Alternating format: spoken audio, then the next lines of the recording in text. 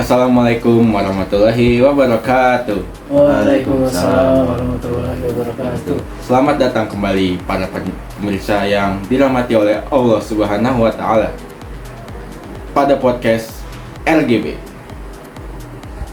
Pada podcast kali ini kita akan berbincang-bincang terkait Asmaul Husna, lebih tepatnya Asmaul Husna Al-Musawwir, artinya Maha Pembentuk. Pada podcast kali ini saya tidak sendirian karena saya ditemani oleh dua narasumber yang tentunya inspiratif. Kanan saya ada Rias, kiri saya ada Nawaf. Daripada kebaikan basa-basi, mari kita mulai saja dari Rias karena saya mencium hawa-hawa inspiratif nih dari Rias. Silakan. Menurut gua nih, Al-Musawwir itu sifat Allah yang menggambarkan atau mendeskripsikan Allah itu bagaimana Allah itu membuat ciptaan-ciptaannya sendiri seunik mungkin. Sebagai misal nih, Allah menciptakan makhluk hidup memiliki DNA-nya masing-masing. Nah, DNA itu gak ada yang sama, dari kembar identik pun gak ada yang sama. Misalnya nih, dua anak kembar yang identik, cowok dan cowok, itu nggak mungkin memiliki sidik jari yang sama karena emang pada dasarnya mereka itu pasti memiliki identitas masing-masing. Pola pikir mereka pun pasti beda kan. Mereka kayak nggak mungkin memiliki DNA yang benar-benar sama. Itu otaknya antara otak yang A nih misalnya, dia tuh kayak pinter banget, cuman ya mungkin kekuatan fisika kurang lah. Nah tapi kalau misalnya yang B ini, dia sama-sama cowok, cuman dia nggak terlalu pinter dibanding yang si A, cuman dia fisiknya kuat banget, kayak stamina nya kuat, tanpa latihan pun dia emang dari awal kuat. Nah tapi seharusnya si manusia nih sebagai salah satu ciptaan Allah, salah satu makhluk hidupnya Allah, itu gak akan bisa meniru DNA-nya pikiran Allah. Kalau menurut lu gimana?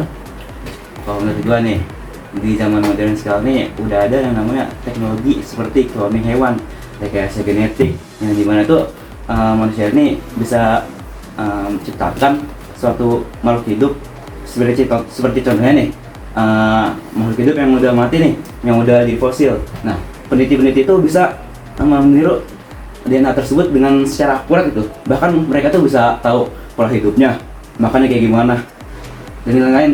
Bahkan ada yang percobaan tuh bisa membangkitkan hewan hidup, seperti contoh itu ada yang namanya tuh mamut. Waktu itu saya pernah lihat di peneliti-peneliti, mamut tuh bisa hidupin dari modal DNA doang. Nah itu tuh gimana menurut lu? Nah, Rik ini, ayo gimana nih? Tetap aja itu, misalnya mamut, ilmuwan tuh udah tahu mamut itu DNA-nya gimana. Jadi ilmuwan tuh gak bener-bener bikin sendiri dari awal. Kalau misalnya cloning kan juga dari awal namanya clone itu duplikat itu apa? Duplikat itu mengcopy paste dari awal. Ini misalnya ada Rubik ini udah keacak, ilmuwan bisa membuat Rubik keacak yang lain itu dengan melihat Rubik ini dan meniru pola warnanya. Sama aja kayak mereka meniru DNA yang sudah ada. Jadi mereka tuh gak bisa benar-benar bikin dari awal yang DNA itu benar-benar gak ada. Jadi mereka kayak ngambil sampel, kemudian dia dikembangkan, terus akhirnya jadi lagi makhluk hidup baru. Kayak misalnya mamut, dari fosilnya kan pasti ada DNA dari tulang-tulang yang tersisa. Nah, dia ambil DNA itu dari fosil, dikembangkan dari sisa-sisa, dan jadi bisa mengembangkan makhluk hidup baru. Nah, gimana tuh? Oh, sabar. Jadi yang aslinya itu belum bisa diiniin kan? Iya, jadi Allah itu bedanya Al-Musawwir dengan manusia biasa. Al-Musawwir itu benar-benar mutlak. Dia bisa membentuk dari awal tanpa adanya parent atau orang tua lah, tanpa adanya istilahnya daftar pustaka. Nah, kalau manusia ini dia cuma ngambil dari yang lain, ngambil dari referensi lain, ngambil dari jurnal lain istilahnya. Gimana tuh Nawal? Wah, jujur gua nggak ada argumen lagi sini. Speechless gua sama penjelasan tadi, udah kompleks banget.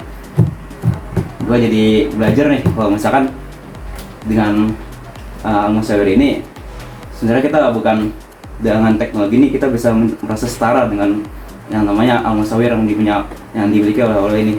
Sedangkan dengan adanya al-musawwir ini harusnya tuh gua tuh sebagai manusia tuh lebih menyadari kehadiran gua ini tuh sebenarnya lebih kecil banget loh, kecil banget. Berdaging ya pemirsa ini, aduh, sangat-sangat mind blowing ini ya, luar biasa sekali ya pemirsa sekalian.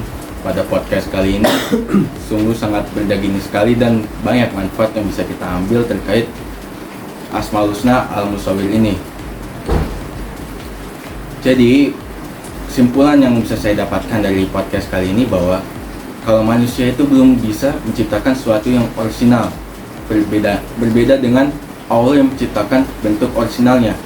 Oleh karena itu, Al-Musawwir itu menjadikan Allah itu sebagai maha pembentuk yang membentuk alam semesta dan semua kehidupan di dalamnya, dan manusia hanya bisa mengcopy atau mengambil sampelnya dan membuat ulang makhluk hidup tersebut seperti yang dibicarakan oleh Nawaf tadi.